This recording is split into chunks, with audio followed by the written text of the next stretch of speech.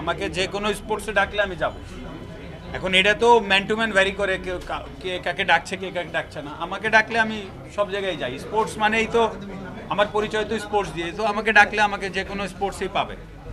এখন এটা আমার ভেতর থেকে আসে। এখন সবাইকে তো ডাকতে হবে বা কোন কোন জায়গায় কাকে ডাকছে সেটা তো আর আমি জানি না, সেটা আমি বলতেও পারবো না। আচ্ছা, আরেকটা বিষয় বললেন আপনি উপরে, সেটা হলো যে অলিম্পিকে যদি বাংলাদেশ পদক পায় সেটা হবে বিশ্ব সর্বজনীন যে আমাদের স্পোর্টসের যে অবদান, এই বিষয়টা নিশ্চয়ই তো আপনার মধ্যে তো খারাপ লাগে, যেহেতু আপনি অ্যাজ এ ক্রিকেটার সদস্য। এখানে কথা বলছি ক্রিকেটার হিসেবে, সংসদ সদস্য হিসেবে না।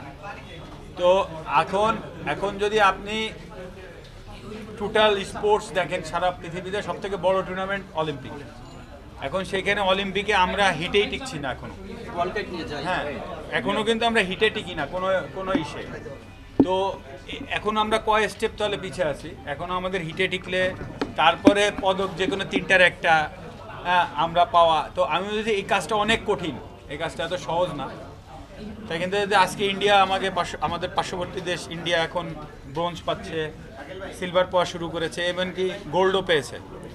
তো আজকে যদি আমরা এইখানে যদি এই পদকগুলো পাওয়ার অবস্থায় যেতে পারি, তো এইটা আমার মনে হয় অল ওভার দ্য ওয়ার্ল্ড একটা বিগেস্ট নিউজ হবে এটা, যদি অলিম্পিকে আমরা কিছু করতে পারি।